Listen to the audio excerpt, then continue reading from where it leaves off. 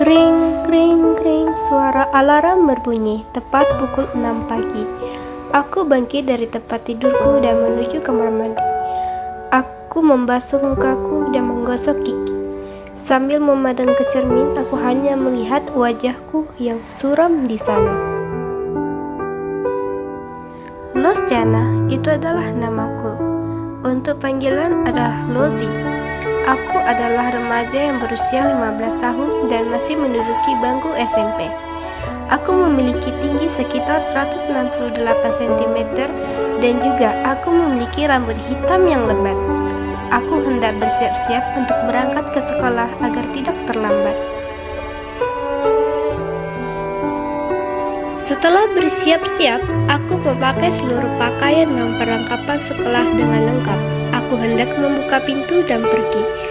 Dari belakang terdengar suara wanita yang memanggilku. Lozi, apakah kamu sudah makan? Ibu baru saja memasak nasi goreng buat kamu. Ayo makan dulu, kata wanita itu sambil tersenyum. Aku hanya melihat wanita itu sebentar dan pergi tanpa mengatakan apapun. Sesampai di sekolah, aku langsung duduk di bangku paling belakang sambil mengamati sekitar dan teman-temanku. Lihat deh si Loji, hari ini juga kelihatan suram. Benar, apakah karena kejadian yang menimpanya ia terlihat seperti itu? Sepertinya ya deh, kasihan sekali.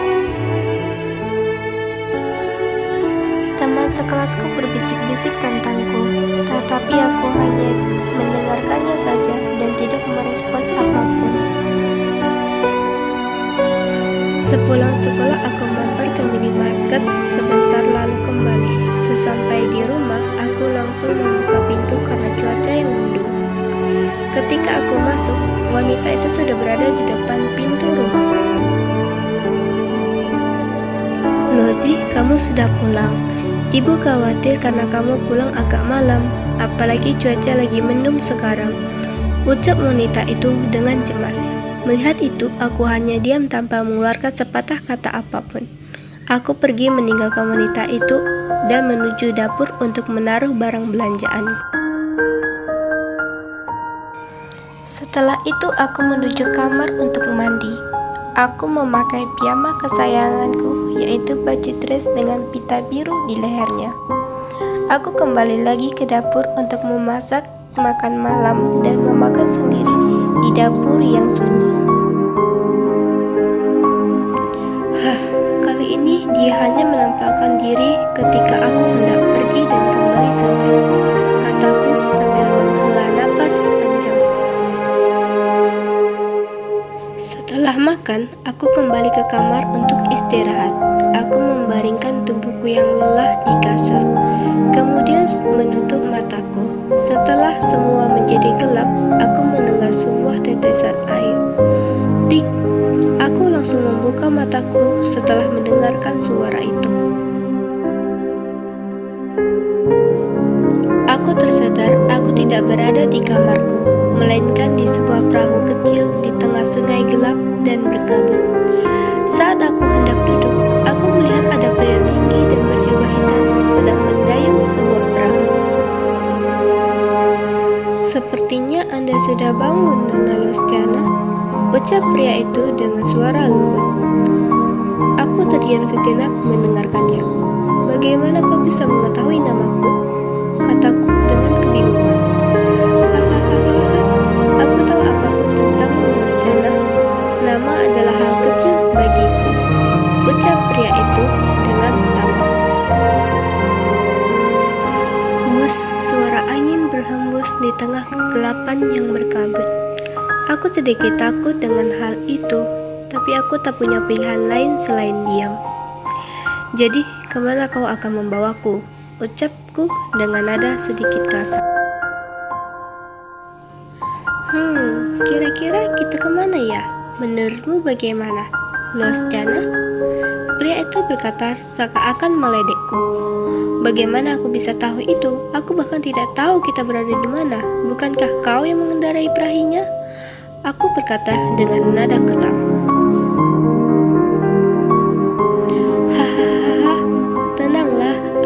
hanya bercanda. Aku tahu kamu pasti tidak mengetahui tempat ini. Hahaha, bagaimana aku bisa tenang? Aku berada di tempat asing dan dengan orang aneh seperti kau, ucapku dengan. Tak berselang beberapa lama, kami telah sampai di tepian. Tempat yang kami kunjungi ini sangat tidak asing bagiku. Itu adalah taman kota di tempat tinggalku dulu semasa kecil. Pria itu kemudian turun dari perahu.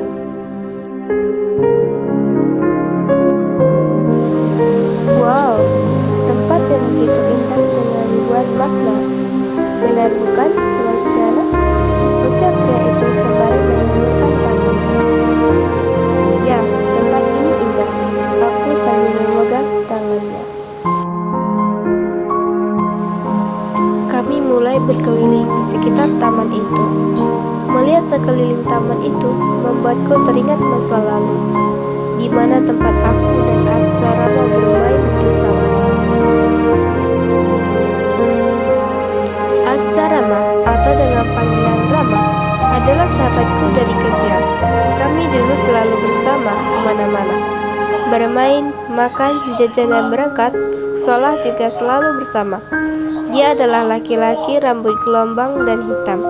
Dia memiliki mata biru gelap dan tahi lalat kecil di bawah mata kanannya. Kenangan yang sangat indah, bukan? Apa yang kau maksud? Ucapku dengan wajah yang kebingungan.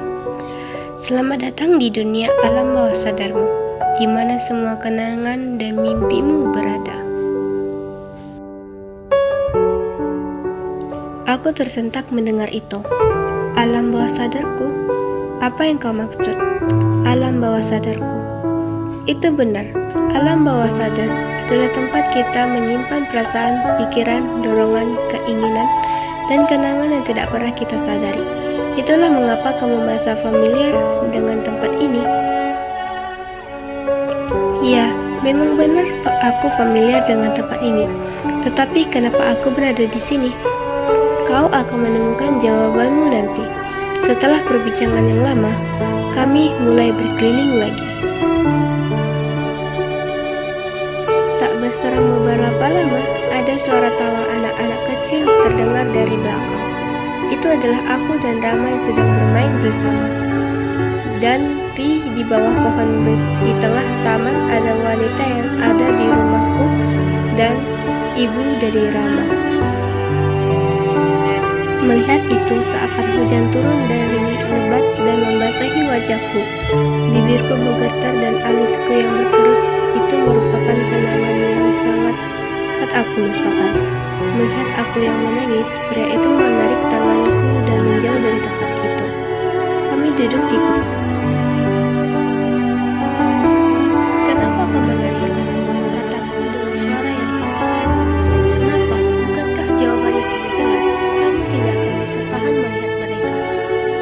Aku tahu itu, tapi bisakah aku melihat mereka lebih lama lagi? Aku kangen dengan mereka. Bukankah ibumu ada di duniamu? Mengapa kamu ingin melihat mereka? Aku sedikit kesal dengan kata-kata itu, karena itu menyangkut tentang ibuku. Bukankah kau tahu segalanya tentangku? Seharusnya kau tahu tentang ibuku juga, kan? Ucapku dengan kesal. Aku berlari meninggalkan pria itu yang duduk sendiri di taman. Aku terus berlari tanpa tahu arah dan tujuan. Mengapa aku kesal mengenai ibuku? Itu karena sekitar 3 tahun yang lalu, kami sekeluarga akan pergi berlibur bersama dengan keluarga. Kami berencana akan berlibur ke daerah pegunungan. Tetapi naas, bus yang kami tumpangi mengalami kecelakaan. Bus itu menabrak pinggiran jalan tol dan hancur total. Dan sayangnya, seluruh keluargaku dan Rama mati di tempat kejadian dan hanya menyisakan aku dan Rama seorang. Wanita yang ada menyambutku ketika pergi dan pulang memang ibuku, tetapi itu adalah arwah dan bukan seutuhnya. Aku dan Rama yang ditinggal oleh keluarga kami dirawat oleh bibi dan Rama. Ia merawat kami dengan baik selainnya seorang ibu yang membesari anak kandungnya sendiri. Bulan berganti bulan, sudah sekitar 6 bulan terlewat sejak kecelakaan itu. Walau begitu, rasa syok dan kehilangan kami masih menghantui kami. Setahun telah kami mulai bisa mengikhlaskan kepergian keluarga kami dan mulai beraktivitas seperti biasanya. Aku saat dan teman-teman berangkat ke sekolah bersama. Kami bercanda tawa di sela-sela perjalanan ini. Di saat kami telah sampai di lampu merah, aku hendak menyeberang jalan. Tanpa aku sadar, dari arah kiriku ada sebuah truk besar melaju dengan kecepatan tinggi. Aku terdorong ke belakang dan jatuh. Saat aku menoleh ke belakang, aku melihat Rama yang tengah berguling dengan Rama! Aku berteriak dan berlari menuju ke arah Rama. Darah terus mengalir dari tubuhku. Seakan tubuhku melepaskan diri. Rasa kehilangan yang dirasakan itu mulai menghantui. Aku terasa merasakan emosi apapun saat melihat Rama yang berbaring di dasar makam itu. Tak berselang lama suara tetesan air terdengar. Tik! Kemudian aku tersadar. Ketika aku berlari tanpa arah dan terbawa oleh emosi, aku tidak sadar telah berada di tempat yang lain. Tempat itu gelap tanpa ujung. Kemanapun aku berlari selalu saja sama. Aku berakhir di kegelapan tanpa ujung. Saat aku sudah pasrah, ada sebuah cahaya terang muncul dari ujung kegelapan. Entah mengapa perasaanku seakan ditarik untuk mengikuti cahaya itu. Aku berjalan terus mengikuti cahaya itu. Seakan aku hendak mencapai cahaya itu, tanganku ditarik dari belakang. Itu adalah pria berjubah tadi. Kamu tidak boleh menuju cahaya itu. Ini belum saat yang tepat untukmu pergi meninggalkan dunia. Di luar sana masih ada orang yang menunggumu. Jadi kumohon jangan pergi dulu. Wahai lollipop merah cerahku, ucap pria itu dengan memegang tanganku dengan erat. Aku agak terkejut dengan perkataan pria itu. Lollipop merah cerah, itu adalah kata-kata yang selalu Rama katakan padaku ketika sedang bergurau. Lollipop merah cerahku, bagaimana kau tahu itu? Apa mungkin kau adalah Rama? Jubah pria itu mulai menghilang menjadi sebuah serpihan cahaya. Terlihat sosok pria yang di punggungnya terdapat sepasang sayap putih membentang di langit. Rambut gelombang hitam, mata biru, dan tahi lalat di bawah mata kanannya. Aku tidak salah lagi. Itu adalah Rama. Rama, benarkah itu kau? Ucapku dengan senyum kaku di wajahku. Benar, ini aku, Lozi. Lama tidak bertemu, ucap Rama dengan senyuman lembut di wajahnya. Bagaikan hari ulang tahun dan Natal terjadi di waktu bersamaan. Tidak ada yang dapat menggambarkan kebahagiaanku ketika bertemu dengan Rama. Dengan cepat aku langsung memeluk erat Rama. Hei, pelan-pelan dong, kita bisa jatuh loh, ucap Rama sembari menepuk punggungku. Rama, aku sangat rindu, ucapku sembari meneteskan air mata kebahagiaan. Rama, apakah kita bisa selalu bersama saja? Aku tak ingin kehilanganmu lagi. Maaf, tapi tidak bisa. Kakku sudah mati, ingat? Dan kamu harus tetap hidup. Di sana masih ada orang yang menunggumu.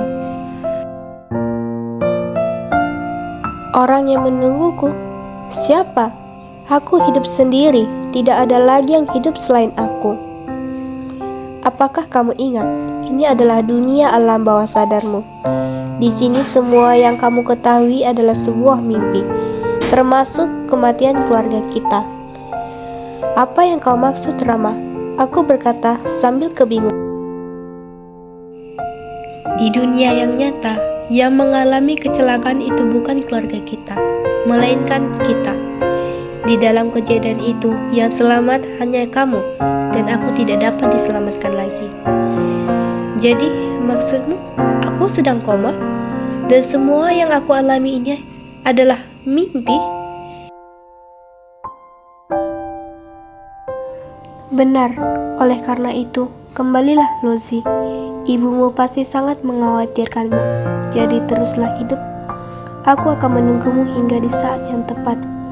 Lozi, teruslah hidup karena aku menyayangimu. Rama berkata dengan lembut sambil mendorongku. Aku terbangun di sebuah rumah sakit. Di sofa sebelah ranjangku ada ibuku dan juga ayahku sedang tertidur. Di balik mataku yang masih agak buram, aku melihat wajah Rama yang tersenyum ke arahku. Aku tak bisa berbuat apapun dan hanya bisa tersenyum kembali ke arahnya. Aku sadar di dunia ini tidak ada yang abadi. Semua pertemuan selalu saja ada perpisahan. Walaupun begitu, rasanya masih saja akan sakit melihat orang yang kita sayangi menghilang begitu saja dari hadapan.